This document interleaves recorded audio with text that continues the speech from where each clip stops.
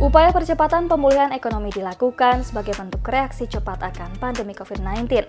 Seluruh elemen pun bersatu padu menjadikan masa krisis ini menjadi momentum untuk menguatkan berbagai sektor, di antaranya adalah sektor pangan. Menurut Wakil Ketua Umum Kadin Bidang Agribisnis Pangan dan Kehutanan, Franky Owijaya, dalam webinar bertajuk COVID-19 dan Percepatan Pemulihan Ekonomi 2021 yang diselenggarakan oleh Majelis Wali Amanat Universitas Indonesia ini, penguatan sektor pangan dapat dilakukan dengan meningkatkan ekspor sekaligus berupaya mengurangi ketergantungan pada produk pangan impor. Badan Pusat Statistik bahkan mencatat sektor pertanian dalam kuartal 2 dan 3 tahun 2020 mengalami pertumbuhan. Pada kuartal 2, PDB pertanian sebesar 16,24% dan kuartal ketiga tumbuh 2,19%. Langkah revitalisasi yang dapat dilakukan menurut Franky adalah melalui pemberian pendampingan kepada para petani, memanfaatkan skema inclusive closed loop yang selain mampu meningkatkan produksi komoditas pangan secara berkelanjutan, juga sekaligus meningkatkan kesejahteraan para petani serta mengurangi pelepasan emisi. Mulai dari pelatihan, akses pada pembibitan untuk bibit unggul, dan juga pupuk yang tepat, praktek pertanian yang baik, akses pada pendanaan, dan jaminan pembelian hasil produksi oleh perusahaan yang memberikan pendampingan secara konsisten, serta pemberian pengetahuan literasi keuangan dan pemanfaatan teknologi, sehingga petani benar-benar mendapat pembekalan dan pendampingan penuh.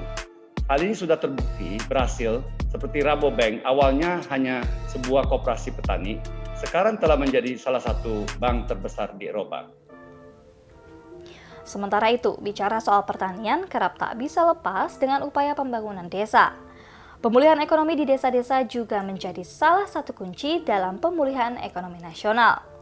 Pemberian dana desa kemudian menjadi penting dampaknya bagi percepatan pemulihan perekonomian. Kita bisa melihat sektor pertanian masih tumbuh 2,15%, sedangkan sektor-sektor yang lain mengalami penurunan. Sedangkan dari sisi penyerapan tenaga kerja, sektor pertanian juga masih menyerap tenaga kerja 2,23%, sedangkan sektor yang lain banyak melakukan PHK. Ini kalau kita bisa melihat memang sektor pertanian bisa menjadi tumpuan.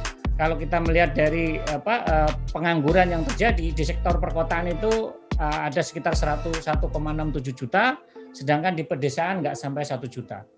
Artinya apa? Di sini kita melihat sebagai peneliti apakah desa ini menjadi sebuah solusi. Teguh menilai dana desa berpotensi mendukung pemulihan ekonomi terutama di desa-desa berkembang dan maju. Namun demikian, hasil penelitiannya juga mencatat bahwa literasi digital juga punya pengaruh besar. Memang terlihat bahwa desa-desa yang akses internetnya lebih baik, perekonomiannya, dana desanya ini terlihat dampaknya lebih kuat.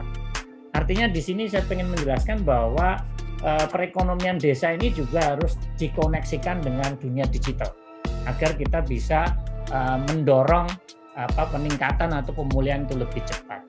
Intinya terlihat bahwa memang di sini ada hal-hal yang penting di dalam perekonomian desa ini. Memang desa-desa yang memang secara infrastrukturnya lebih bagus terkait akses internet, mereka bisa tumbuh lebih baik. Beragam kajian dan rekomendasi yang ada diharapkan dapat membantu pemulihan ekonomi dengan lebih cepat. Dengan demikian dapat meminimalisir dampak dari pandemi COVID-19 ini.